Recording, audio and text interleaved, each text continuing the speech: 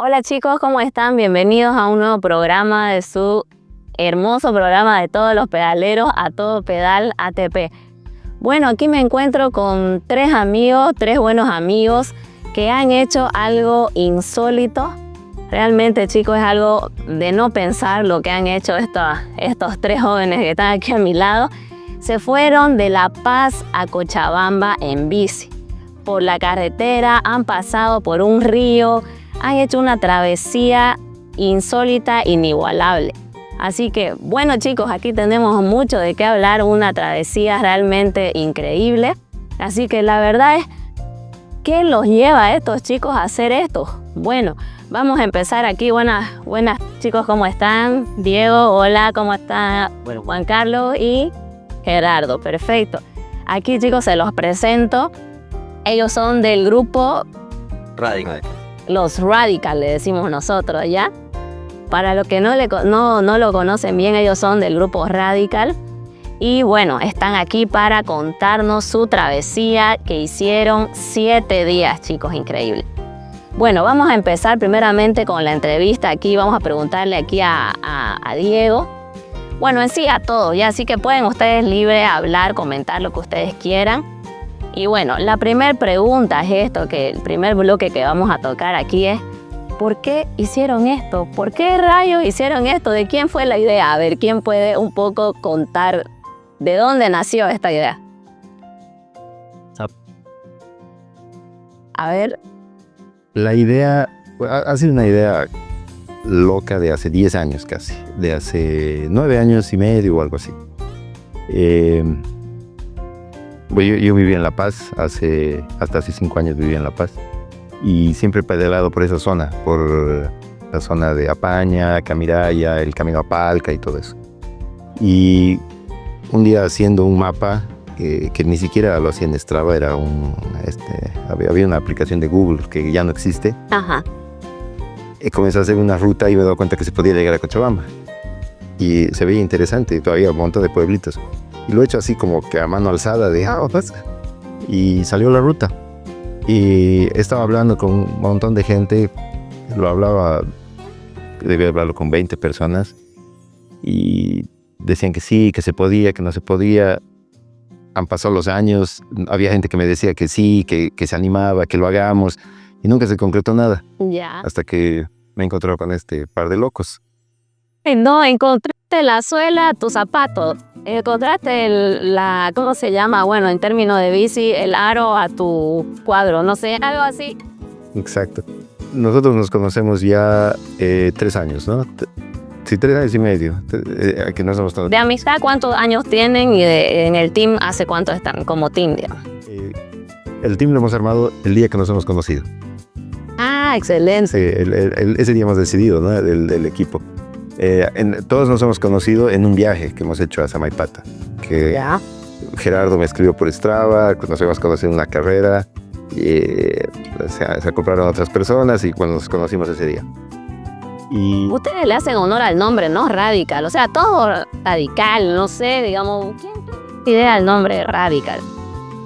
Estoy expresando Sapta. Resuma la historia. En La Paz teníamos el equipo que se llamaba Radical. En realidad primero ha comenzado como un emprendimiento de viajes a Coroico en bici, que lo hemos tenido desde el 2008. Y ya había el equipo, o sea que el equipo existe desde el 2008 en realidad. Yeah. Pero era más de downhill y enduro, ese tipo de disciplina. Y como que ha estado en pausa un montón de años, hasta que nos hemos conocido aquí en Santa Cruz. Queríamos hacer un equipo, hemos hablado de eso y les dije, yo ya tengo nombre, tengo logo, tengo todo, podemos usar eso y nos evitamos varias cosas, ¿no? Claro. Y todos estaban de acuerdo y ya lo hicimos. Ese día hemos decidido en realidad, o sea, todos ya seguro nos dimos la mano. Hola. En un almuerzo, ¿no? Sí. Lo que pasa es que en realidad nos hemos conocido, por ejemplo, yo lo conocí hace muchos años, en una carrera. No me acuerdo, creo que era la del Oriente, algo así, que terminaba en Montero. Antes de eso fue una salida que hicimos, que nos agarró, que te acuerdas que nos agarró la noche. No, Nos llegamos. Bueno, fue un paseo, fueron luego en las carreras. Por otro lado, ahí está otro amigo, Daniel Justiniano, que salía mucho conmigo. Luego lo conocimos en otra carrera. Todo fue en carreras a Pablo Salazar, que ahorita es el top del Sí, Publish. el Pablito. Lo conocimos en una carrera en la que íbamos él y yo juntos. Y yo lo pasaba, él me pasaba. Y claro, al día siguiente, cuando nos encontramos en una ida a Samaipata, que él fue con el flaco, le digo, ay, tú eres el de la bicicleta verde. Ah, tú eres el de la bicicleta que sonaba. Loco, tenía una fisura, mi bici sonaba todo el tiempo. Entonces empezamos a relacionarnos. Obviamente de ese grupo todos queríamos paseos, queríamos competir y encontramos ahí un punto, digamos, de amistad donde uníamos los paseos y que queríamos competir. Obviamente del grupo hay los que entrenan más y lo toman más en serio las competencias. Claro. Y estamos los otros que competimos en algunas y nos gustan más los paseos. O sea que dentro del equipo hay los dos polos, los más competitivos y los más, pongámosle, aventureros. Claro, es que Como nosotros. ustedes son los aventureros acá. Exactamente. Bien, excelente. Bueno, entonces, ¿en qué momento, bueno, me dicen que ya planificaron bueno, lo tenían ya la idea hace 10 años más o menos, me dicen, ¿no? ¿Y cómo plasmaste la ruta en el Strava? O sea, ¿cómo la descargaste? Si bien la tenías en un papel, creo. En un GPX lo he puesto en una página web que es gratuita Ajá. y el link lo teníamos. 2 años creo que les he estado mandando, ¿no? Los links y Gerardo la revisaba varias veces, Diego también lo ha revisado, me daban algunas observaciones, veíamos algunos pueblitos que creo que no existían, caminos que no existían y hemos ido modificando. Y el año pasado, en septiembre, debió ser más o menos, que nos hemos reunido, estábamos comiendo una carne y decimos, ya le pongamos fecha de una vez. Está el proyecto ya necesitaba ejecutarse, ¿no? Y hemos dicho, bueno, tiene que ser el próximo año. En invierno va a ser muy frío Claro. y antes hay época de lluvias, o sea que tiene que ser entre abril y mayo. Había el feriado de Semana Santa en abril de una vez, ya hemos quedado fecha, ya partimos el 13, directo. Y ahí una acotación, había un cuarto integrante del grupo que tenía que haber participado de esta travesía y lamentablemente por temas personales no pudo, que es Joseca. Ah, Oseca, sí, sí. Y fue él el que presionó y dijo, y ambos hemos echado ni no se hace, digamos, ¿no? Hizo fecha y no. Sí, lamentablemente no pudo. Sí, no ha podido, pero él era el que más molestaba con poner fecha y que más nos ha presionado, ¿no? Y aparte era el único experiente en este tipo de cosas, porque ha hecho varias veces este tipo de cosas, viajes de bikepacking, de modo autosuficiente. Y nada, después nos dijo, lamentablemente no puedo acompañar y quedamos los 3 guaguas que no teníamos idea de esto. Creo que Por lo menos alguien sabe de mecánica acá, de los 3. Sabemos echar la llanta, ¿verdad? Exactamente lo importante. Y Hasta la primera ir con José, que era algo más seguro. tema. Y él era el que sabía de estas cosas, de viajes y demás, ¿no? Entonces era como que nos hemos animado más que todo también por eso. Él nos ha presionado y nos hemos dicho ya de una vez. Claro. Bueno, ¿y cómo cómo pidieron permiso en su casa? Eso me intriga saber qué dijeron. A ver, ¿alguno puede confesarse? Claro, bueno, A ver, vamos desde la punta. Por orden de gravedad. Primer de Lo que pasa que pusimos la fecha, para mí era complicado, porque durante el viaje era el cumpleaños de mi esposa. Así que me iba a perder el cumpleaños de mi esposa. Ay, Y he viajado en otras ocasiones así por una semana, 10 días, con los del Club 4x4, con mi hermano y otras cosas, pero es muy diferente que te toque cuando es el cumpleaños. no, claro. Entonces, ella fue más comprensiva al principio de que bueno, ya, porque era algo que quería yo hacer hace mucho tiempo, que no me animaba. Obviamente al principio decía, vamos a hacer un paseo de 2-3 días. Cuando Sapo nos planteó esta idea, y habíamos hecho paseos a Concepción, Ya. que son 120 kilómetros de ida, 120 kilómetros de vuelta, son casi 1700 de desnivel acumulado. Entonces dije, son 2 días, va a ser algo parecido. Pero esas veces lo hacíamos sin mochila, sin equipaje, sin nada, porque mandábamos los equipajes en bus y los volvíamos en bus Claro. y nos íbamos solo con las bicis. Nos quedaba el reto y la verdad que yo no me imaginaba que iba a ser tan difícil. Yo decía, Hemos hecho rutas de 130, hemos hecho 140, hemos hecho en algún día, porque hemos hecho varias cosas fuertes, pero nunca con equipaje y nunca tantos días seguidos. Claro. Entonces, ¿no? Yo siempre decía, no, vamos a salir temprano, 3 de la tarde, 4 estamos parando, descansando, la vida es relax. Total mentira. Fue mucho más difícil de lo que nos imaginamos, pero por lejos. Sí, seguro, me imagino. Bueno, aquí Zapito, ¿cómo pidió permiso? Mi esposa ha escuchado de la ruta durante 10 años. Bueno, ella decía en cualquier momento, entonces me va a salir con... Ella siempre, o sea, yo hablaba hartísimo de esa ruta, ¿no? Entonces, cuando hemos decidido viajar el año pasado, lo primero que he hecho es llegar a mi casa y decirle, en abril del próximo año voy a viajar toda la ruta. Y ese rato como que no se lo ha tomado muy en serio porque ya había hablado muchas veces de viajar y le iba diciendo, quedan 5 meses para el viaje, quedan 4 meses para el viaje. Cuenta regresiva, ya le venía diciendo. Y hemos estado con eso. En los últimos 2 meses, de lo único que hablábamos era del viaje, ¿no? En nuestras casas, entonces... Claro, entonces yo avisada, ¿no, mujer? ¿Cómo es el dicho? Dos lados a vivir. No. Y aquí, don Diego, ¿cómo le dijo a la señora Lu? A ver, cuéntenos. La verdad que fue más o menos que fue descubriendo a medida que escuchaba las conversaciones y veía los aprontes y las salidas a entrenar, así que fue como que ir soltando la información de a poco, digamos, que claro, daba miedo, nos íbamos a desaparecer 7 días, en realidad en total eran 10 días, porque no era el viaje de ida, el viaje de vuelta, más la ruta.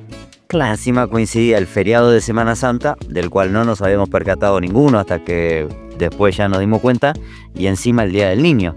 Ah, claro. Entonces, y a Gerardo se le sumaba el cumpleaños de la cepa. Entonces, como que todos estábamos con tarjeta naranja.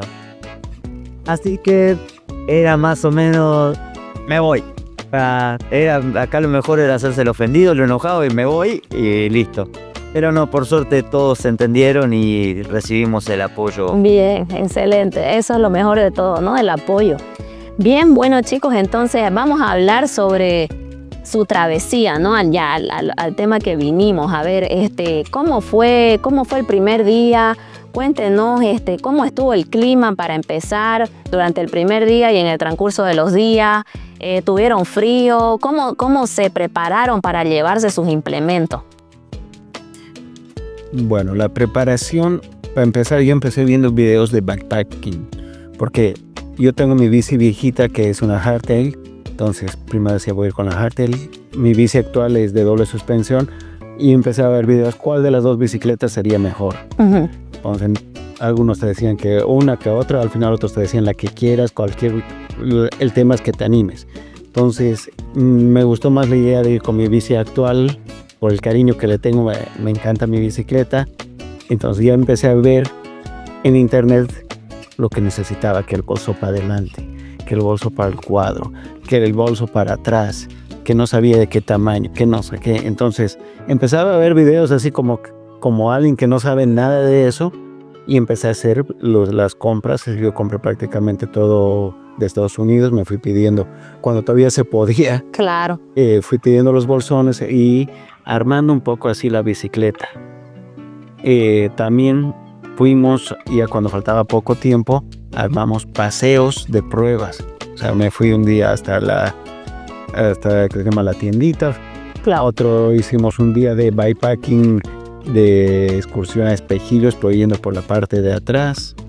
Entonces fuimos ensayando todos los bolsones, cambiábamos el acomodo de las cosas y así nos fuimos preparando, digamos, para tener la bicicleta con todos los elementos para poder hacer el viaje. Claro, excelente. Y bueno, me imagino que cada uno llevó su mochila, ¿no? Sus cosas. ¿Qué fue lo más importante que le sirvió en en su travesía? La verdad es que, como dice Gerardo, los tres éramos inexperientes, el único con experiencia era Joseca y bueno, lamentablemente no nos pudo acompañar, así que nos tocó entrar en un proceso de aprendizaje y siguiendo a otros bikepackers, siguiendo páginas, etcétera, y ahí fuimos recabando información y construyendo nuestro propio plan. Cosas a destacar es, número uno, la ruta que nosotros hicimos no es yendo por la carretera principal o por el asfalto. Subimos desde la zona sur hasta la falda del Illimani, pasamos por la zona de Suchungas, cruzamos este río que ha sido toda una aventura y de ahí seguíamos hacia Cochabamba, pasando por poblaciones y por comunidades donde no sabíamos qué nos íbamos a encontrar. Claro. Si había comida, si había donde dormir. Entonces, ¿qué significaba? Había que llevar comida. Exacto. Comida que nos repusiera las energías. Sí. Eso implicaba cocinar, entonces había que llevar cocina, Claro. Platos. las ollas, platos, Pero ¿y dónde llevaban todo eso? No entiendo. en las alforjas y en los huesos que... O sea, iban súper cargados.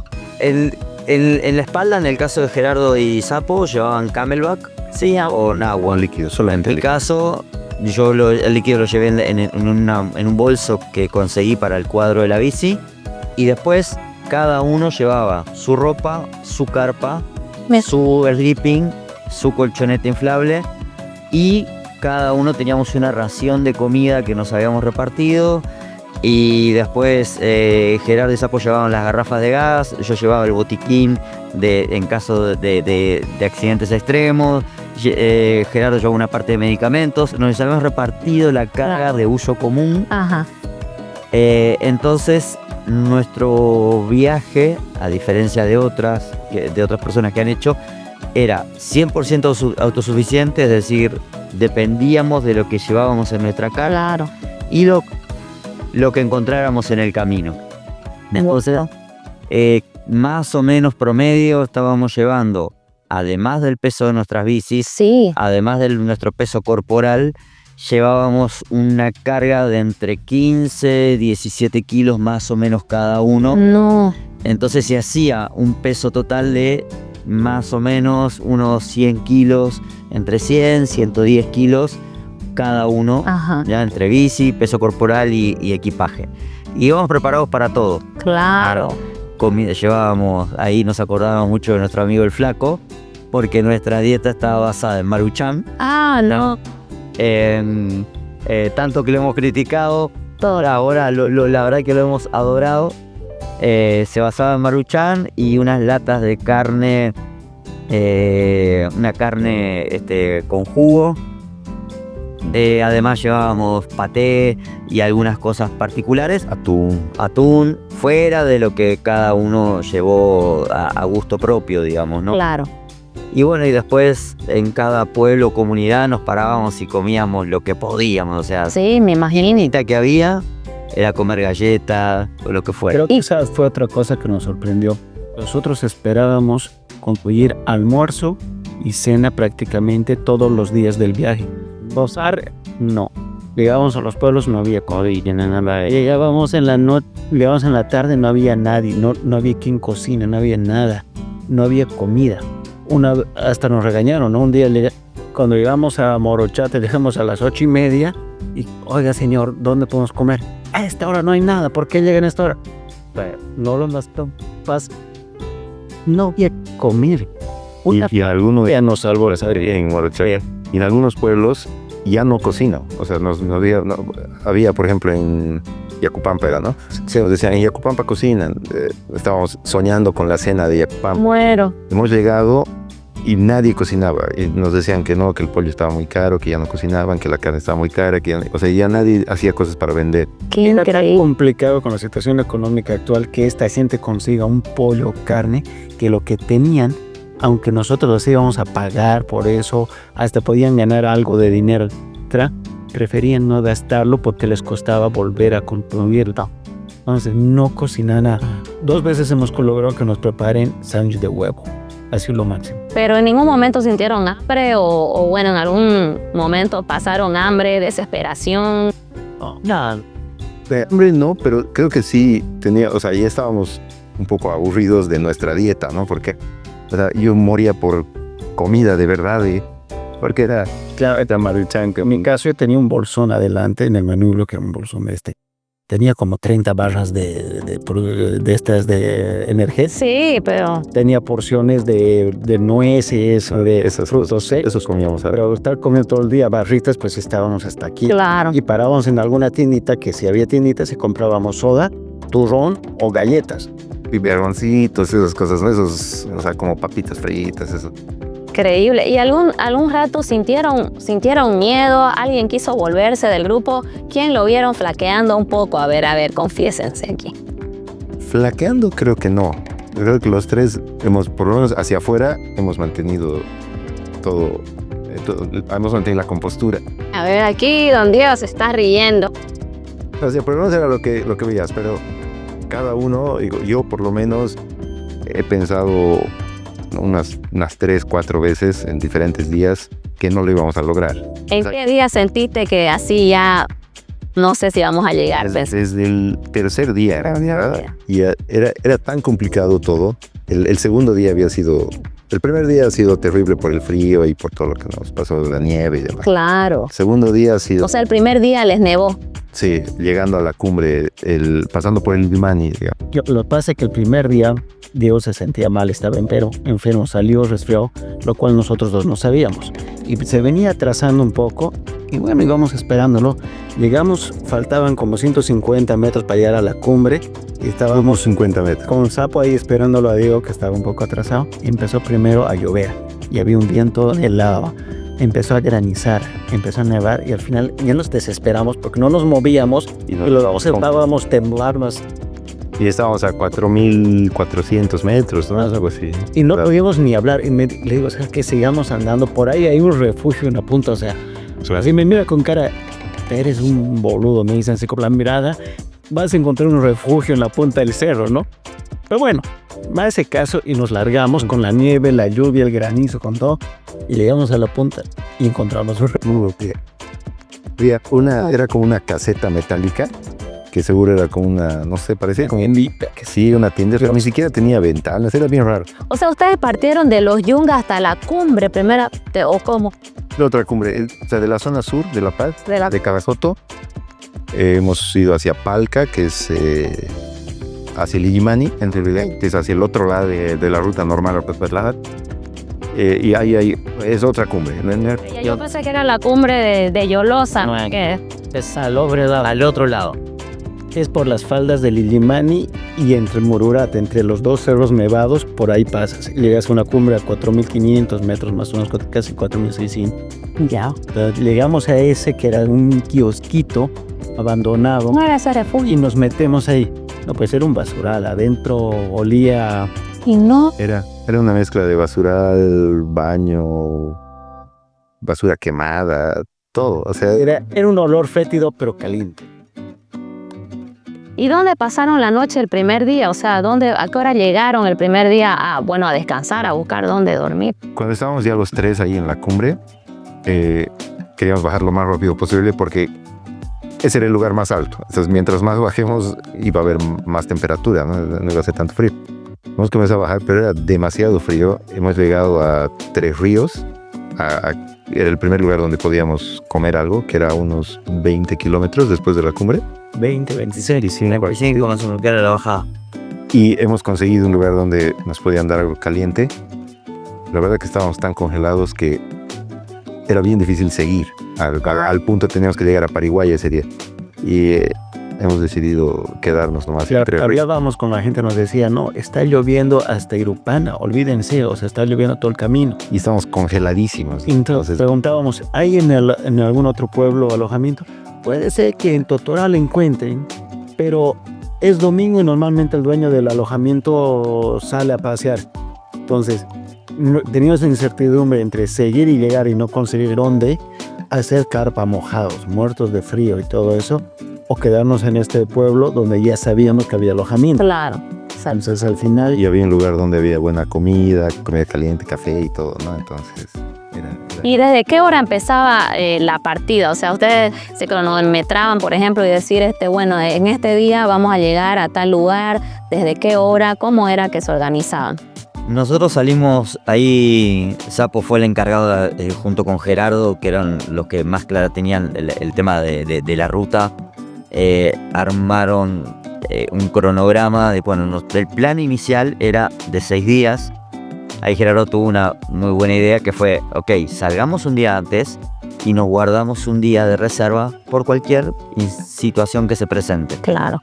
Resulta que ese día de reserva nos lo comimos el primer día con el problema de que bajamos con hipotermia de la cumbre. Sí.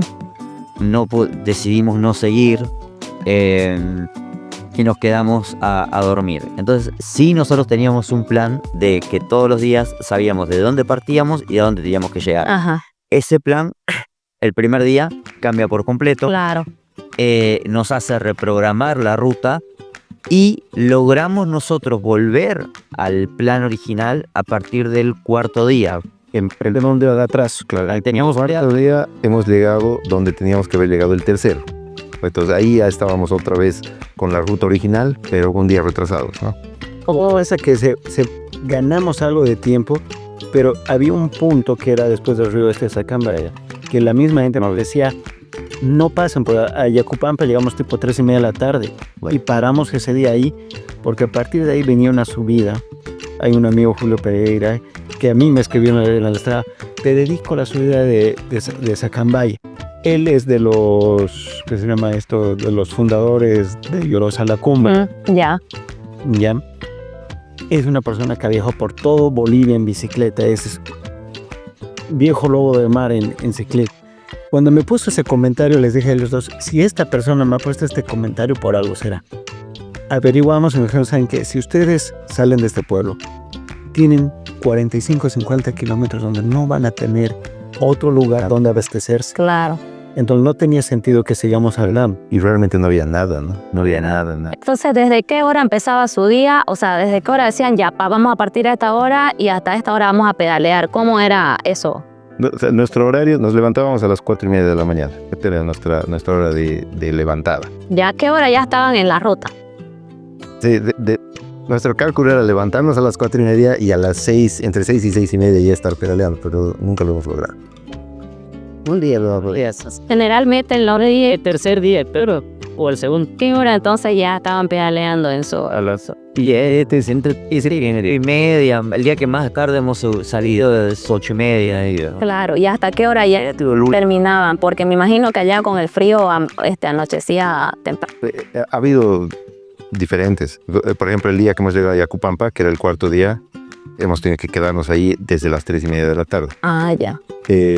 3 días hemos llegado de noche, De noche. a las entre 8 y 9 de la noche al pueblo donde teníamos que llegar. A Independencia, por ejemplo, hemos terminado la subida ya de noche, completamente oscuro, y nos faltaban 25 kilómetros todavía, ¿no? De bajada a Independencia. ¿Y cómo hacían para cargar sus celulares, las luces? Todos teníamos powerbank, entonces donde podíamos enchufar, los días que podíamos cargábamos el celular, el powerbank, todo lo que podíamos, ¿no? Las luces, los GPS, todo. Por ejemplo, yo el celular lo manejaba todo el tiempo en modo avión, porque si no, claro, me volaba. Entonces yo todo el rato no me comunicaba con nadie, además que, bueno, tengo tío que no tiene mucha cobertura por ahí. Entonces yo lo manejaba en modo avión, con lo cual me duraba tranquilamente 2 días el celular. Teníamos el powerbank. Yo sí tenía problemas con mi GPS. Mi GPS es un Garmin antiguo, que la batería no me duraba. Entonces, siempre llegaba eso a las 3 de la tarde y yo tenía que sacar el powerbank, conectarlo al Garmin, pero no quería perder mi ruta, ¿no? Claro. Además que no es lo mismo que me la pase Diego o Sato, tienen que ser tus datos. Sí, es verdad. Si no. ¿Cuál fue su velocidad máxima y cuál fue su velocidad mínima en su travesía, según el Strava que dependiendo la ruta, sí. El primer día creo que fue la máxima del viaje. Yo marqué creo que 68 en esa bajada. Es más baja. La bajada, claro. La falta. La velocidad promedio de ascenso, Ajá. La realidad es que estaba entre los 5,5, 6,5 kilómetros por hora, porque eran subidas, nos tocaron todos los días, teníamos subidas de 25 kilómetros, pero eran completos, o sea, es decir, 25 kilómetros de subida, Claro. sin desespero, sin nada. terminar, sin bajar, sin nada. La subida más larga que tuvimos fue de 33 kilómetros, que fue después del cruce del río. Que en promedio tenía de pendiente, ¿cuánto? Es 7 o Eso Timor, creo, o 9, creo. o sea, era una subida que tú partías y arrancabas con 10, 12, 13, 14, de repente 20, y de ahí cuando bajaba 15 dabas las gracias. Y no bajaba entre 12 y 13%. la inclinación promedio. Era una barbaridad. La inclinación promedio diaria estaba entre el 7 y el 9% promedio de inclinación. Y el día que más rápido fuimos en subida fue el último día que logramos subir a 7,5 promedio. Wow. Y luego la bajada, la más rápida, sí fue la del primer día, porque tuvimos una bajada del asfalto, que ahí sí, entre el peso, la carretera Claro. en buena condición y la buena visibilidad, aprovechamos. Pero después el resto de las bajadas, la verdad que el mismo peso nos quitaba maniobrabilidad. Algunas ocasiones nos agarró de noche, eran caminos que nunca habíamos transitado, entonces no sabíamos si había pozos, si había ganado, si había lo que fuera. Entonces tampoco es que las bajadas, por más que eran bajadas largas, pues hemos tenido bajadas de 25 kilómetros también, de 15. Tampoco podíamos abusarnos a soltar Claro. el freno, porque desconocíamos el camino, íbamos muy pesados, los frenos no reaccionaban con la misma facilidad. Sí. Y recordemos que veníamos bajando montañas, no cerros, digamos, ¿no? O sea, montañas con precipicios a un lado. Todos los días había precipitado. Todo lo de... Exagerado. Entonces, cualquier error en la bici, la verdad que era salirse del camino. Y eso, para mí, lo anecdótico, que es algo que nunca me imaginé, te daba más miedo subir que bajar. Subir que bajar. Lo que pasa que cuando iba subiendo, por ejemplo, en mi bici, yo tenía toda la parte de la carpa adelante y tenía mi comida. Entonces, era un poco, la maniobrabilidad de la bici era complicada. Entonces, cuando estabas pedaleando con la subida, a veces no te das cuenta y pisabas una piedrita Claro, sí. Una piedra se siente que totalmente. te quitaba el manubrio. Y cuando estabas haciendo por el lado del precipicio, si pisabas eso, tú sentías que la bici se te podía ir, y yendo tan despacio, veías unos precipicios de gritos y Ese rato te dabas cuenta del precipicio. pero así veías desde hasta el fondo, o sea, era completamente. Ni cuando viajas en auto, veces Era veías hasta el último piedrita y decías, no, yo me caigo acá y no me recogen más. Pero cosas. y ahí avisábamos, ¿no? Por más de que podía venir un auto del otro lado, nos íbamos pegados al cerro. Cuando tú bajas con velocidad, pasas por ese lado, pero la misma inercia te hace dominar la bicicleta y no lo sientes. Claro. Pero en las subidas, y había partes con barro donde también sentías que la bici se podía resbalar, nos íbamos al lado del cerro, porque sí te da la miedo. O sea que esta ha sido una ruta de las más salvajes que han hecho ustedes, ¿no? Yo creo que la más salvaje, Más salvaje. por la duración que tuvo y por todo lo que hemos pasado. Y esto de las subidas y las bajadas, hay una cosa interesante. Cuando estábamos planificando la ruta, cuando veíamos qué teníamos que hacer todos los días, veíamos, este día tiene harta bajada. Sí, es que esto de subida y casi lo mismo de bajada. Y uno piensa que en el día va a ser mitad subida, mitad bajada. O sea, las bajadas en realidad hemos sentido que no han pasado casi. Claro. Son demasiado rápidas y ni siquiera las tienes en la cabeza después de hacerlas. Wow. Todo el día subes, o sea, todo el día trepas. No hay, casi no tomas en cuenta ya las bajadas. Que no es como cuando estamos acá en Santa Cruz, que te puedes ir, digamos, a la zona de Colorado, si quieres ir a los portugueses, Claro. que son las zonas que tienes más montaña. Bien. Te das una vuelta acá de 120 kilómetros y le tiras 1200, 1300 metros de ascenso. Pero además es, subes, bajas, subes, bajas. Y tienes descansos. Allá, no, 15 kilómetros de subida, Irán así subes, ¿no? otros 15 de subida. Y pasan 25 kilómetros, 30 kilómetros de subida. ¿Qué te significa? Si estás haciendo 5 kilómetros por hora, 6, son 4 o 5 horas de subida sin parar. Sin parar. Así cada día teníamos estuvimos ascendiendo 2000, el desnivel que teníamos, El nivel, ajá. más de 2000 metros, digamos, ¿no? O sea, entonces, todos los días eran más de 2000 metros Diarios. diarios, y la mayoría de los días, de los 7 días, 5 han sido en una sola subida ¿ya? Entonces era no dejar de pedalear nunca más que para parar a comer o recargar. Claro. Bien, chicos, excelente, la verdad, sus anécdotas, ¿no? Lo que han tenido. Y bueno, queremos preguntar si alguien, alguna pregunta técnica, ¿alguien tuvo algún problema con su bicicleta? ¿Tuvieron algún daño? ¿Se preocuparon por algún dato extra de su bicicleta, algún problema que hayan tenido? En ese sentido creo que hemos estado súper bien. Estuvieron bien. 2 veces hemos tenido que parchar, o sea, ponerle... Nadie pinchó. No, tarugos, ¿no? Tarugos, pero no eran ni siquiera decir pinchazos completos, digamos. Se han comenzado a desinflar las llantas y con tarugo 2 veces lo hemos solucionado. Gerardo una, yo otra y el mismo día, digamos, 1 kilómetro de distancia. Obviamente las bicicletas, por ejemplo, en mi caso, el plato que tenía era nuevo porque yo tengo un plato de 32 que no lo uso nunca acá en Santa Cruz, entonces estaba nuevo. La cadena que le puse era nueva. Pastillas nuevas adelante, atrás. Llevamos la bicicleta a hacer un mantenimiento full, hice el mantenimiento también de la horquilla. O sea, la bicicleta estaba en óptimas condiciones. Sí. Y cuando llegué ahora acá a Santa Cruz, las pastillas de adelante muertas, las de atrás muertas. Y No, seguro. entonces, es importante cuando vas a hacer esto, ir con tu bicicleta. Sí. Estando seguro que vea en óptimas condiciones. Si no hubiéramos hecho eso de mantenimientos, si no hubiéramos probado las bicicletas con los pesos. Claro. En mi caso, que iba con doble suspensión, yo me fui y me busqué unas tablas que habían en internet por peso del rider. Entonces, claro, yo calculé mi peso más el peso de mis cosas y todo eso. No, claro, pero las presiones que yo utilizaba nada que ver, tenía que aumentar las presiones para que la bicicleta soporte. Y la verdad que, por ejemplo, en el tema de los descensos con la doble, yo me veía mucho más cómodo que ellos bajando. Pero así era un placer. No, una belleza con nube ahí. Sí, sí. Bien, ok chicos, vamos a hablar ahora sobre el tema de los paisajes, ¿no? De los pueblos. Bueno, así ya hemos hablado sobre cómo se sintieron, qué parte sufrieron, ¿no? Y ahora, bueno, hablemos de la parte bonita, ¿no? De los paisajes. ¿Cuál fue, vamos a preguntarle aquí a Diego, cuál fue el paisaje que más personalmente dijo, pucha, como que le llegó al corazón? Porque a veces uno ver algo tan simple lo llena, ¿no? Entonces, queremos saber, a ver un poquito.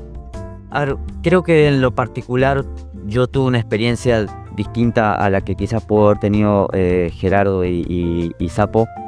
Yo no soy de acá, nací en un país donde el cerro más alto mide 550 metros, entonces siempre mi anhelo fue la montaña. Sí. De hecho, no me gusta el mar, odio la playa, y eso que tenía playa cerca de casa, pero siempre anhelé la montaña. Y por eso cada oportunidad que tengo de estar en la montaña, la verdad que lo agradezco. Y este viaje de verdad que me hizo disfrutar la montaña. Sería difícil decir qué parte fue más linda, más fea, porque todo el camino tuvo su encanto desde que empezamos a subir hacia la cumbre a pesar del clima. Hay zonas que eran más grises que otras. Sin lugar a dudas, la zona de Sus-Yungas, esa parte es un éxtasis visual, Sí. que es verde, Es hermoso. todas las tonalidades habidas y por haber. Así que la verdad que todo el viaje ha sido un deleite. Sin lugar a dudas que vivimos en un país, o sea, más que bendecido en cuanto a la diversidad que ofrecen. Nosotros hemos pasado por todos los climas, creo yo, por todos los tipos de geografía, Flora, de todo igual. O sea, hemos notado cómo va cambiando. Claro, va cambiando el clima. ¿En algún momento sintieron calor? Parte de los Yungas.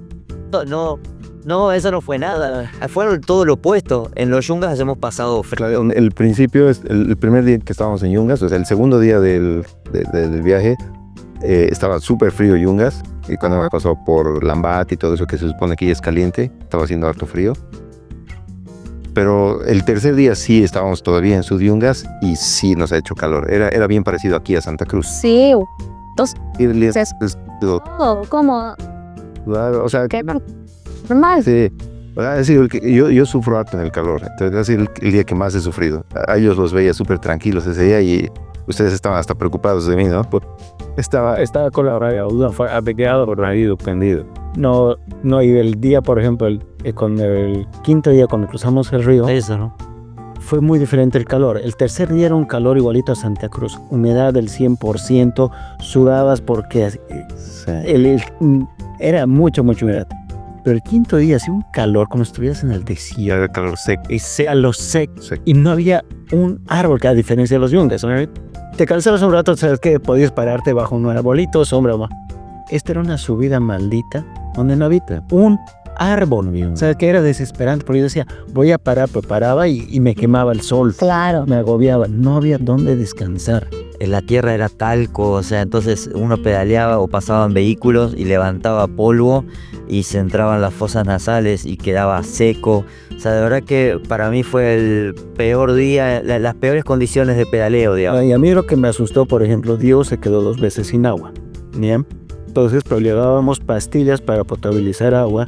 Y cuando los yungas, vos tienes mantos de agua y cada esquina. Entonces, la primera cascadita que venía agua pura, cargó agua, le puso su pastilla por si acaso se acabó. Cuando estábamos subiendo ahí, yo sentí que se me acababa el agua. A Dios se le acabó. Y no había dónde caer. Entonces, yo venía con el tema de que se nos acaba el agua y no hay dónde cargar. Y si bien, por ejemplo, yo era el que cargaba más agua y en mi mochila me entran 3 litros en mi camelback. Pero igual tenía la perse porque a él se le acabaron sus 2 litros. Entonces, más o menos decía, me queda 1 litro, pero de aquí en adelante, ¿qué hacemos? Claro. Menos mal que nos alcanzó hasta llegar a un pueblo donde pudimos recargar. Y bueno, y Diego tuvo que recargar de un cursito de agua pequeñito que había al costado del camino, pero el agua cristalina, pero la verdad que no sé de dónde salió esa agua, pero era bendición. Wow, excelente, chicos. Bueno, ahora vamos a hablar sobre la parte que cruzaron el río. ¿Cómo fue esa cruzada que hicieron? ¿Qué día fue la cruzada del río? ¿Que no tenía un puente? ¿Cómo fue que sobrevivieron? A ver, cuéntenos. ¿Quién nos puede contar la experiencia? Sabíamos que teníamos que cruzar esto. Yo he averiguado con algunos amigos que han hecho el viaje en auto alguna vez. Y me dicen, en auto es imposible. En esta época es imposible. Pero están comenzando la construcción del puente, entonces hay volquetas, hay maquinaria que los pueden ayudar. Ya. Y bueno, nosotros dijimos, aquí hemos cruzado ríos, aquí en Santa Cruz. En caso de que tengamos que cruzar, cruzamos, no hay ningún problema. Y ese día bajamos, llegamos al lugar, era el quinto día. El quinto día. Era antes de la subida más terrible que hemos tenido. Llegamos, comienza a llover para empezar. Y por Semana Santa la gente de la obra no estaba, se habían ido todos de vacaciones. Entonces no había cómo cruzar, no había volquetas, no había maquinaria, no había nada. Y decimos, ya vamos a tener que cruzar caminando. Había un grupo de personas ahí que nos dice, nosotros los podemos ayudar. Y pensábamos que era, no sé, pues que nos íbamos a mojar hasta la cintura, digamos, ¿no? En algunos lugares. Estábamos por animarnos. 2 horas hemos estado pensando qué íbamos a hacer, cómo que... Bueno, y aparte llovía. Estaba lloviendo, por los vientos estábamos cerrando, ¿no? Estaba lloviendo torrencialmente. Y yo pensaba, mientras más rápido lo hagamos mejor porque va a aumentar el caudal. Claro. Y después de las 2 horas vemos un tractorcito agrícola, chiquitito, bajando, porque veíamos toda la bajada desde Yacupampa. Comenzamos a ver que llegaba y dijimos, no, en ese tenemos que cruzar, ese nos va a ayudar. En la lluvia vamos hasta el camino, nos lo encontramos. Y al tiro yo le digo, ¿nos puede ayudar a cruzar? Claro, o sea, súper buena onda el señor del tractor. Y o sea, todavía estábamos en la idea de que tal vez podíamos cruzar caminando, tal vez en el tractor, no sabíamos bien exactamente, porque era un tractor muy pequeñito. El tractor había bajado porque había un auto que no podía cruzar el río y él tenía el teléfono del tractor. El tractor hace ese servicio de cruzar. Ah, ya. O sea, no es que lo hace gratis, Claro. Él se dedica a eso. Nos comentó que cruzó a un montón de europeos en sus motos, a otros autos. Es parte del negocio del señor cruzar el río. Ajá. Entonces nos insistía que querían llevar, entonces ya nos besamos. Ahí hay una foto de un tractor, ese no es. Queríamos que nos cruce uno por uno para que nuestras vidas no se lastimen. No teníamos idea de cómo era, ¿no? Le decimos uno por uno cruzaremos y el señor se ríe, pues nos dice no se puede uno por uno. Y yo decía, pero ¿por qué? Cruza uno, vuelve, cruza el otro. No teníamos idea. La cosa es que nos convence, nos dice hasta 3 motos he cargado aquí. Nos dice, ya bueno, entonces nos convence, han armado 1 hora han tardado en armar con los partes. Han hecho su rack de bicis ahí para la bici, para las 3 bicis. Las cargan, nos subimos al tractor y tenían una persona que exploraba por el vadeo, hacía, ¿no? Entraba para ver por dónde iba a pasar el tractor. Había lugares donde tenía que nadar porque el agua le llegaba, o sea, y eran lugares largos, o sea, comienza a caminar, ¿no? Y comenzamos a avanzar en el tractor. Y había lugares que entraba el agua hasta aquí. Seguía caminando y tenía que nadar porque era hondísimo. En el tractor hemos tardado casi 1 hora en cruzar. O sea, en tractor. Pero ustedes igual subieron al tractor, Hay un video donde estamos en el tractor. Las 3 bicis atrás, el tractorista, Sapo estaba sentado en la puerta del tractor, sí, al lado derecho. Gerardo estaba detrás del tractorista y con una pipita iba sosteniendo las bicis para que las bicis no cayeran hacia atrás. Claro, lo que yo no quería es que vibren las bicis, entonces ya las tenía tensadas así. Y yo iba al otro lado del tractorista. Entonces, en la cabina del tractor, que es una cabina para una persona, pero estábamos los 4. Estando dentro del tractor nos hemos mojado. O sea, el agua llegaba hasta arriba de la cabina del tractor. O sea, era ridícula nuestra idea de querer pasar caminando. Era imposible. No ¿Qué de? Es arder las bicis, pero sí. Era fuerte la corriente. Si no había ese tractor, ¿qué solución iban a tener en ese momento? Vamos por lanzarnos caminando. Cuidadoso lo del tractor, porque íbamos a intentar pasando. Quizás hubiéramos logrado cruzar al río, pero el problema estaba que inmediatamente cruzáramos, comenzaba la subida más larga que tuvimos, que fue esta de 35 kilómetros. Y después de acá ya nos había pasado cuando fuimos a hacer nuestra prueba del setup de las bicis, que fuimos a Espejillos por el lado de atrás. Regresando a Santa Cruz, decidimos ir por el camino cruzando el Piraí. Ya. Y resulta que lo cruzamos, nos agarró la corriente fuerte y cruzar, la verdad que la experiencia no fue nada grata. Tuvimos varios incidentes, caídas, nos lastimamos, etc. Entonces, la verdad que si hubiéramos cruzado el río, y aparte tuvimos un desgaste físico muy grande, pero no importaba porque esa vez ya estábamos de regreso y íbamos a salir al asfalto y no pasaba nada. Claro. Si acá hubiéramos cruzado a pie, hubiéramos tenido un desgaste físico tremendo. Seguro. No sé si quizás alguna herida o algo, pero desgaste físico seguro. Además que hubiéramos tardado demasiado. Y después encarnar una subida de 20 kilómetros no era factible, hubiéramos tenido que o acampar a media subida, nos hubiera complicado mucho el viaje. Claro. Ya no teníamos días de backup. No era cruzar el río nomás. Lo que pasa es que en realidad son 2 ríos que se unen. Ajá. Tú no podías cruzar por la parte que ya estaba unido el río. O sea que luego. Entonces te llevaba un poquito, digamos, no sé, digamos, para arriba del río, cruzabas un brazo, seguías andando, cruzabas el otro brazo y ibas cruzando. Y al final eran como 800 metros que tenías que ir cruzando agua, y lugares como... Y había lodo y todo. Habían partes que llegaban a la cintura el agua, partes que llegaban aquí el agua y con mucha corriente. El tractor, digamos, si tenía que salir de un punto A al punto B, no iba en línea recta. Se iba, iba varios metros arriba corriente para cruzar a favor de la... O sea que este fue su momento, fue el momento más difícil del viaje, ¿ustedes lo consideran? ¿La cruzada del río? La verdad que no, porque el tractor lo facilitó. Ahora, otra historia hubiera sido si hubiéramos cruzado a pie. Pues el día cuando estuve con el tractor ya era más como diversión de niños, estábamos matándonos de risa. Era una cosa, era un juego, era como ir al parque de diversiones, habernos subido a la calecita o algo así. Estábamos... Sí, lo interesante ha sido que nos hemos dado cuenta que no habíamos dimensionado realmente cómo era cruzar. Pero y realmente, entonces, ahora que han tenido esta experiencia, ¿qué le dirían a alguien que dice, a ver, yo quiero probar, quiero hacer la ruta y voy a cruzar ese río? ¿Qué recomendación le daría? Bote inflable, habría. Blanco. Bueno, hay que hacer lo que hacen, por ejemplo, en autos, es vadear el río. Sientes siempre a una persona sin nada a cruzar el río para ver qué tan fuerte está, qué tan profundo. Porque igual, si lo hubiéramos cruzado nosotros, hubiéramos tenido que hacer eso. Primero, hacer la prueba de cruzar sin nada y ver cómo era. También habíamos aceptado la ayuda de la gente que era ahí, trabajadores que estaban ahí, que nos iban a ayudar. La rabia que la habían, digamos, ¿no? Pues son demasiado pesadas. Nosotros cuando hemos cruzado el Piraí, que decidimos cruzar ese el Piraí porque había llovido toda la noche en Espejilos, no podíamos alzar las bicis solos, íbamos de 2 en 2. Entonces es demasiado peso. Entonces tienes que alzarlas para que la corriente no toque las ruedas, y si tocan las ruedas se vuelve como un dique. Entonces se vuelve complicado cruzar un río con corriente. No es algo para aventurarse. Claro, de seguro, me imagino eso que ha sido totalmente algo loco que han hecho, chicos, más bien están vivos.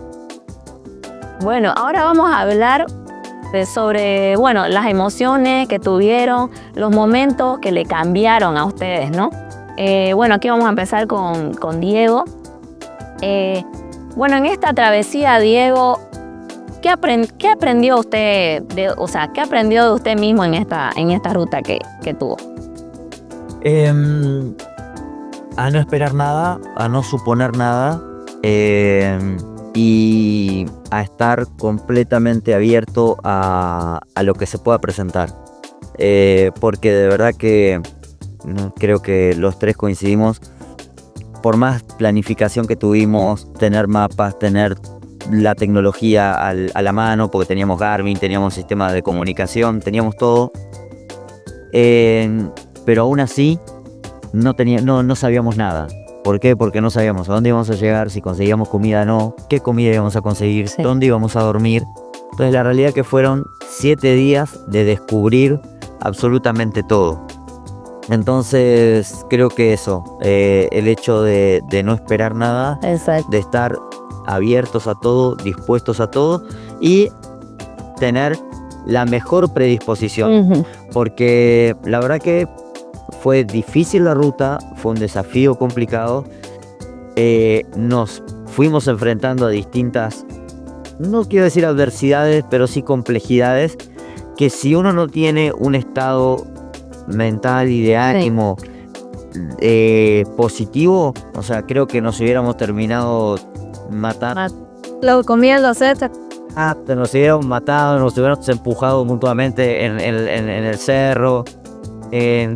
Pero sin embargo, no había que comer, o sea, nunca pasamos hambre, pero había que cocinar, teníamos buen humor y lo hacíamos. Había que armar la carpa, se hacía, había que dormir en un cuarto con bolsas de cemento, lo hacíamos. Las cucarachas. La paracha.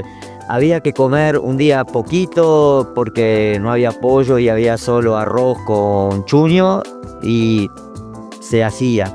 Entonces la verdad que la apertura, la predisposición y la voluntad, eso creo que es el aprendizaje. ¿Y cómo le cambió su forma de ver la vida luego de esta gran experiencia que tuvo? La verdad que uno valora, yo por lo menos, uno al vivir donde vivimos, uno da muchas cosas por sobreasumidas, ¿sí?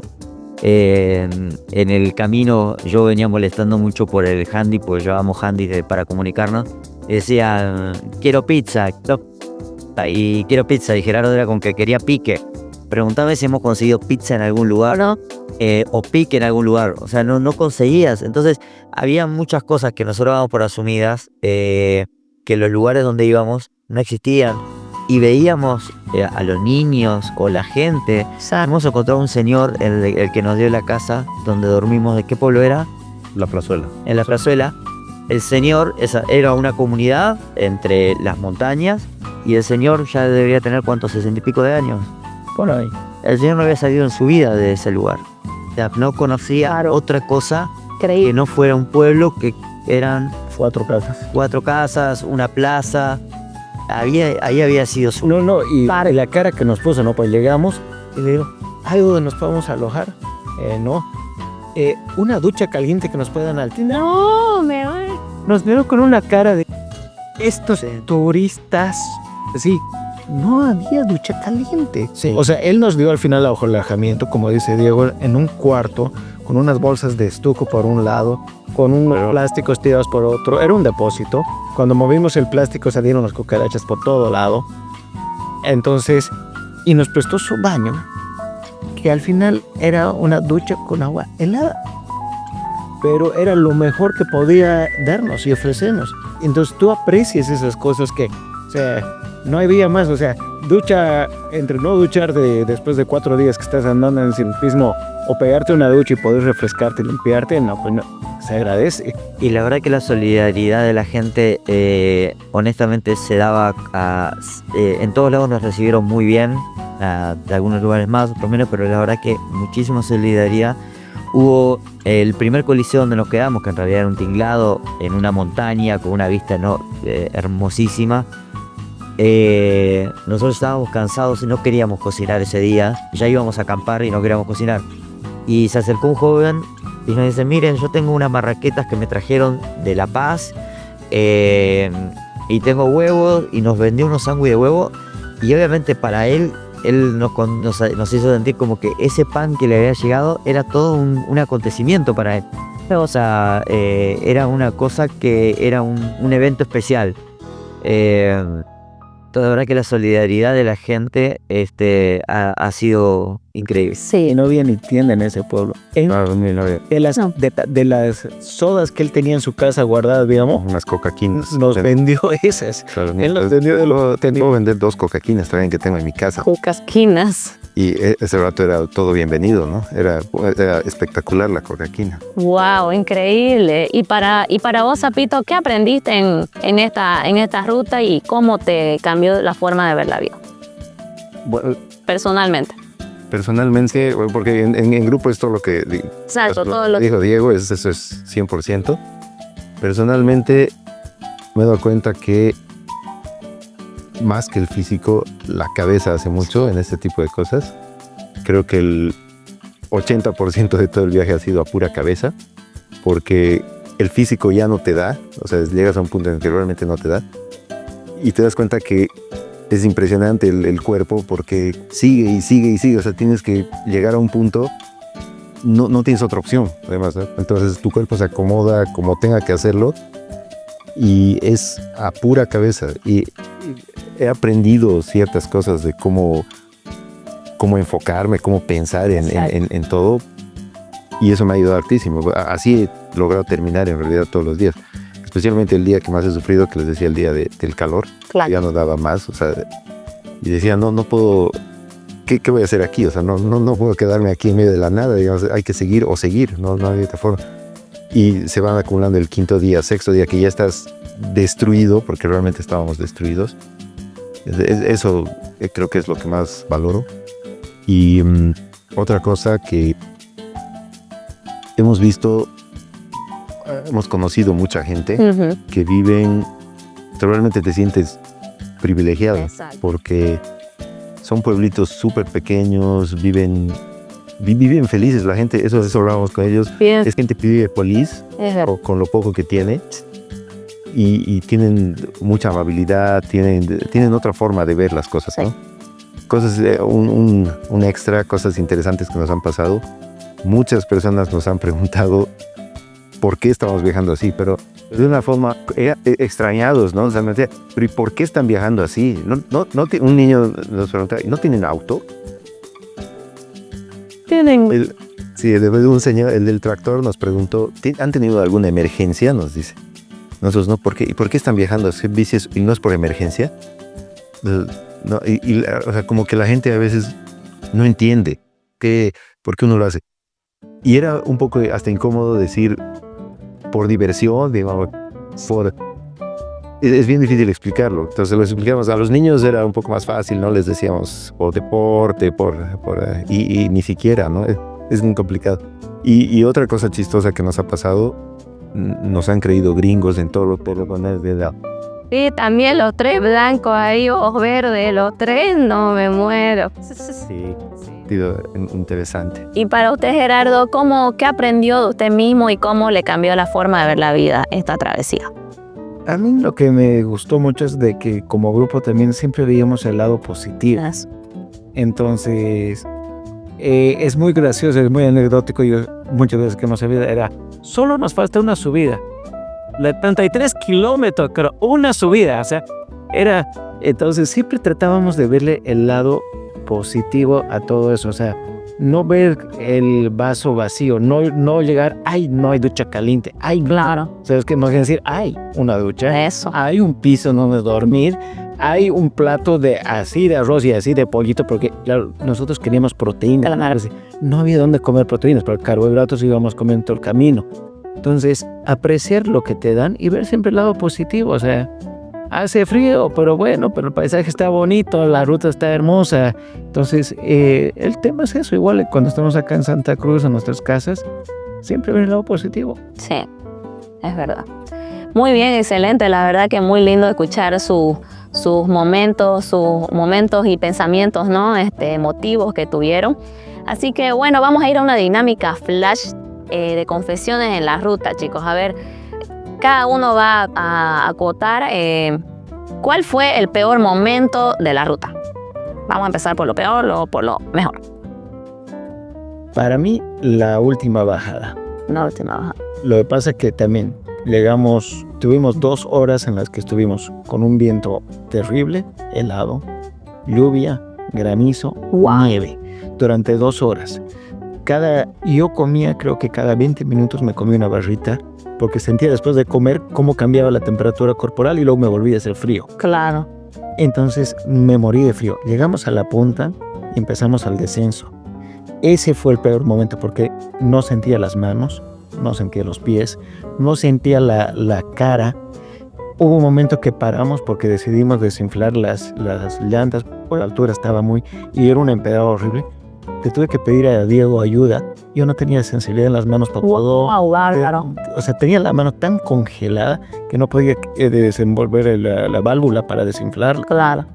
Nos paramos un rato y empezamos con los 3 ahí a temblar, así como... O sea, parabas y temblabas. Temblabas, te dolía el cuerpo, te dolía... Sí, dolía todo. Es la primera vez que yo en una bicicleta pido que se acabe la bajada. Sí, no. Siempre en la bicicleta no hay nada más divertido que la bajada. Sí. Pero era la primera vez que decía, por amor de Dios, que se acabe. Quiero llegar al calor, quiero llegar a que ya no hay empedrado, quiero sentir mis manos. Claro. Realmente creo que para mí fue el peor momento porque me desesperaba esa sensación. No podías andar, o sea, no podías ni frenar. Sí. Te tenía estresado porque era un empedrado, mojado, lluvia, frío. Y cada vez que parabas, empezabas a temblar con una hipotermia bárbara. Entonces, para mí fue el peor momento. Porque si bien sabía que iba a pasar porque era bajada, pero ya era desesperante la Claro, situación. sí, me imagino. Y para vos, Zapito, ¿cuál fue tu peor momento? Creo que es el mismo. El mismo también del El frío. momento, sí. O sea, es que Claro. no hay ningún otro momento que se compare realmente con esa bajada. Exacto. Porque creo que no hemos tenido momentos feos, en realidad. En que esa bajada sí ha sido fea. Aquí el momento feo del viaje, ¿no? ¿Y para usted, Diego, igual? Para mí el peor momento fue la primera noche porque después de que nos habíamos mojado también y habíamos bajado y con frío y demás, el malestar que tenía Claro.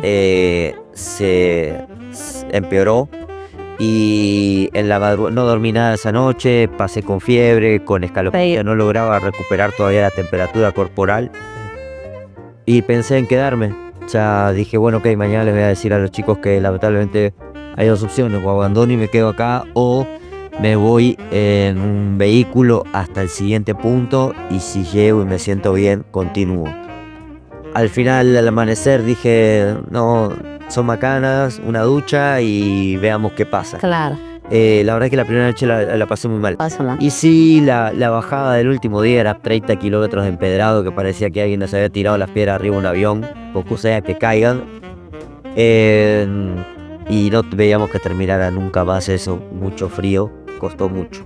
Pero sí, para mí fue la primera noche fue la peor. Ok, bueno, y ahora vamos a hablar el contraste, su mejor momento. A ver, don Diego. La verdad que el mejor momento para mí es cuando pasó todo y logramos procesar, o por lo menos yo logré procesar lo que habíamos vivido. Sí, me ¿Sabes? imagino. Porque fue un mirar para atrás y decir, o sea, una locura como esta. En el camino nos encontramos varios viajeros. O sea, en la primera noche nos encontramos en el primer pueblo, nos encontramos un par de gringos que venían ellos viajando 2 meses de Colombia hasta Bolivia. Cuando ellos, bikepacker de toda su vida prácticamente, les contamos lo que estábamos haciendo y creían que estábamos locos. Y además en el camino nos encontramos con varios motociclistas que estaban haciendo también la ruta, pero al revés. Ah, ya. Y nos decían, ustedes son nuestros ídolos, porque esos con la misma carga y peso que nosotros en moto, nosotros... Sí, sí. Entonces, en retrospectiva, habiendo visto todo lo que habíamos logrado, y la verdad que saber que llegamos... Sí, algo, vamos y porque tal. a diferencia de mi malestar, un poco de resfrío, Sapo el día que le falló el radiador, Gerardo en la subida del último día que le afectó el frío, fuera de eso no tuvimos absolutamente ningún inconveniente, Bien. ni de salud ni mecánico. Así que para mí la llegada y tocar tierra... Fue la mejor a tocarte. ¿Para vos, Sapito? Creo que el mejor momento ha sido antes de llegar a la última cumbre. O sea, Ya. en la última subida, que estábamos, había nieve, granizo, lluvia, todo, pero sentir que era, después de tantos días de haber trepado tanto y que nunca se acaben las subidas, llegar al punto más alto y desde ahí no tener ni una sola subida más. Así, o sea, así me ha emocionado mucho, la verdad, ese momento. Y me ha encantado ese momento. Claro. Sí, para usted. Nos vamos a encontrar los tres ahí en ese arco, ¿no? Que ha sido buenísimo. ¿Para ustedes, Gerardo? Es que yo creo que en parte tienes razón, digamos, cuando ya se acabó el sufrimiento. Yo te diría que a media bajada, digamos, para mí yo ya estaba con calor y ya se me acabó el sufrimiento, estaba tranquilo. Yo te diría que yo disfrutaba más cuando terminamos las subidas, las bajadas. Yo te diría que cada día disfrutaba las bajadas. Uno, porque, bueno, me divierte bajando. Y además que empezabas a mirar los paisajes. Claro. Sí. Era como que cada día era el logro del día haberte logrado la Día, exacto. y cada día lo disfrutaba. Si bien al último era como que meta lograda, yo creo que cada día por ejemplo, tengo las fotos ahí cuando terminamos esa subida del 33 kilómetros, que me saqué mi selfie, le saqué la foto de esto al otro. Ese día estaba feliz, pero el día anterior estaba igual de feliz cuando había tenido. Claro, exacto. Entonces, es como que esa felicidad se iba repitiendo varias veces. Sí. O sea, no tengo uno que yo te diría así en concreto que fue Claro. mejor. Bien, bien, excelente, chicos. Bueno, ahora vamos a llegar a la parte del cierre. Y bueno, ahora qué, chicos, a ver, ¿cuál es la pregunta? ¿Lo volverían a hacer? La pregunta del millón. O bueno, lo guardarían para una experiencia, una vez en la vida, está bien, perfecto. Así, a lo sincero.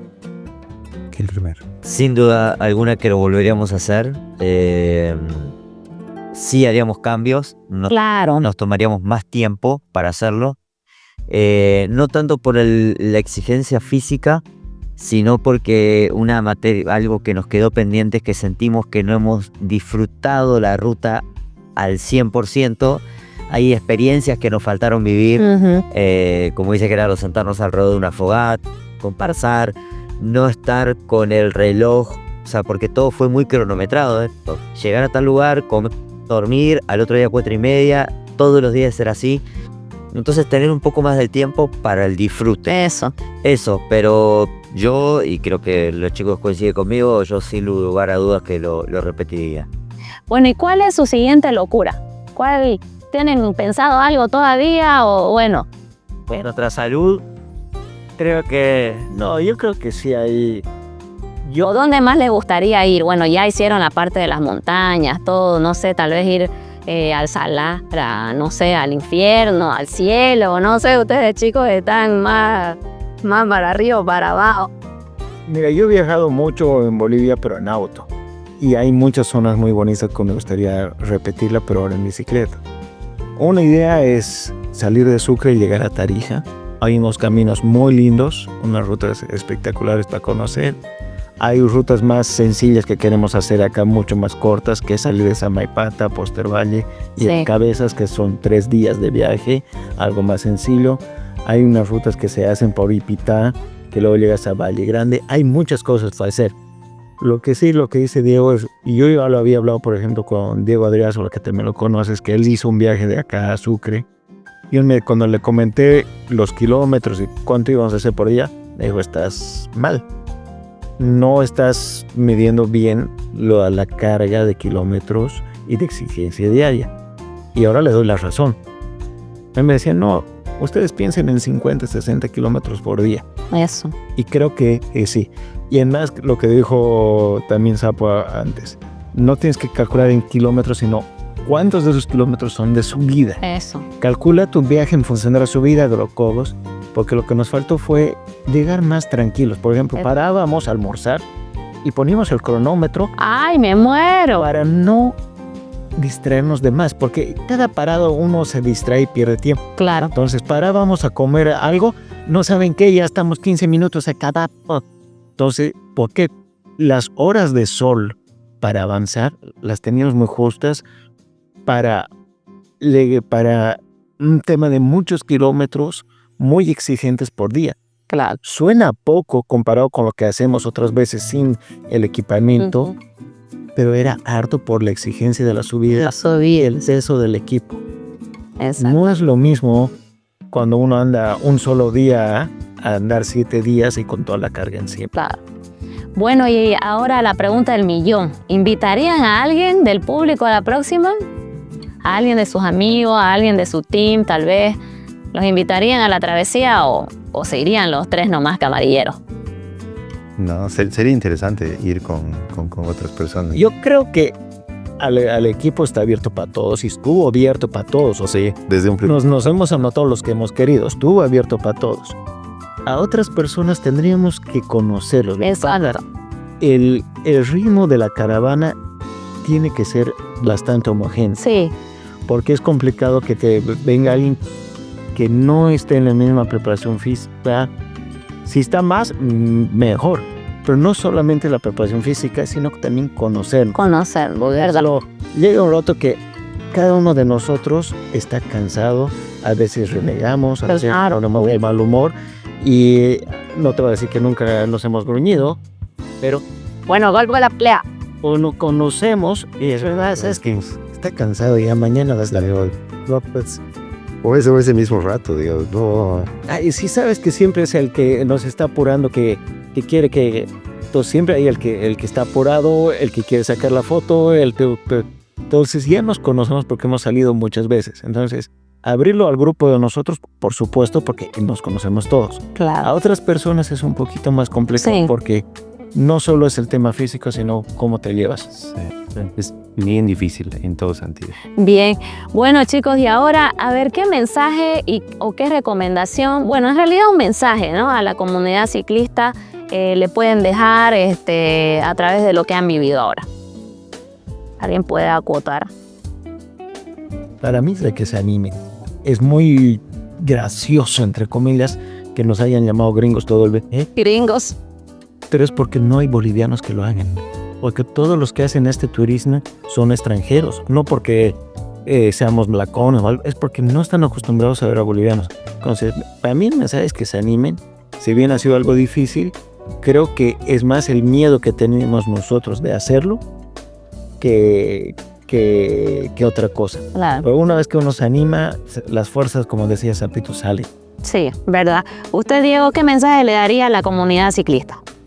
Que la verdad que, a ver, todos, a todos nos gusta correr, o sea, todos somos competitivos, Sí, hemos participado en carreras o de montaña, de ruta, y tiene su atractivo el correr. Y muchas veces como que miramos con recelo o de reojo este tipo de cosas que son totalmente lo opuesto, digamos. sí, Y yo creo que es una experiencia que todo aquel que ame la bici debería hacerlo. Y de hecho viajar en esta modalidad puede ser en bici de ruta, en bici de gravel, en bici de montaña. O sea, es cuestión de buscar una ruta que se adapte al tipo de bici que uno tiene. Pero es una experiencia que no deberían perderse. O sea, si les gusta la bici, si les apasiona la bici, háganlo, no hace falta hacer este tipo de estupideces. Se pueden hacer cosas mucho más racionales que irse a vapor, digamos, ¿no? Son 240 kilómetros, listo, uno va, Guacamiri, se queda en un hotel cómodo, no hace falta ser tan extremo. Claro. Pero es una experiencia de verdad que altamente recomendable y una terapia, no voy a decir económica, pero una buena terapia. Bueno, y vos, Zapito, ¿qué mensaje le das a la comunidad ciclista de acuerdo a tu experiencia vivida? Bueno, como dice Diego, que es algo que cualquier apasionado por las bicicletas debería hacer. Es realmente algo que todos se tienen que animar y sacar eso de que uno realmente puede. Y aparte, uno ve videos de otros países, de viajes, de muchas cosas.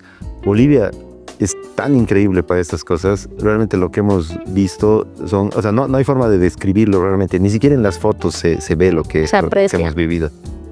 Son paisajes espectaculares, diferentes tipos de clima. O sea, ese cambio que tienes es espectacular. O sea, Bolivia es muy diversa y muy hermosa como para no conocerla de esa manera. O sea que eso creo que es mi recomendación. Tienen que animarse a conocer esto, lo que hemos conocido nosotros. Bien, excelente. La verdad yo muy, muy feliz, muy grata de tenerlos acá en el estudio. Y la verdad es que la idea, ¿no?, del programa ATP, ya que venimos hablando de muchos enfoques ciclistas, en realidad aquí lo que tenemos en común es el amor a la bici, ¿no? El amor a la bici, la pasión, ya sea en la parte competitiva, en la parte turística que nos tocó tocar el tema hoy. Así que la verdad que lo lindo es que todos hablamos, ¿no?, el mismo idioma, el mismo sentimiento tenemos, ¿no?, con la bici, porque la verdad que todo se trata de superación, ¿no?, de superación tanto física como mental, ¿no? Entonces, bueno, ya saben, chicos, acá tenemos a los cicloturistas cruceños y para los que quieran anotarse para cualquier paseo, aquí lo tenemos a don Diego, a Zapito y a mi amigo Gerardo. Bueno, chicos, la verdad que llegamos al fin ya de esta entrevista y nos despedimos. Para la próxima tenemos otro tipo de contenido para ustedes. Bueno, chao, chao, nos vemos. Chao, chao.